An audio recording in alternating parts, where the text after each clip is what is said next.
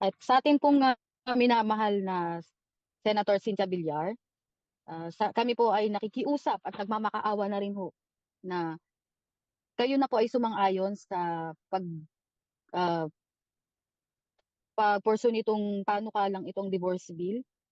Dahil ang batas na po na to ay hindi po para sa masasayang pagsasama. Ito po ay para sa mga kagaya namin na nangangailangan. Kasi kung sa kamag-anak niyo po mangyari yon, or kung may anak po kayong babae, ganun po ang mangyari. Siguro naman po ganito rin po ang magiging solusyon ninyo sa wasak na pagsasama. Kami po ay nagmamakaawa na tulungan niyo po kaming maisabatas tong divorce bill na 'to.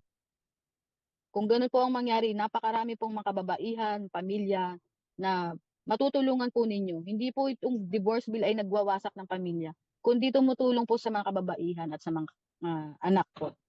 Kaya sana po, we hope po na maging okay po 'tong divorce bill na 'to. Maraming salamat po.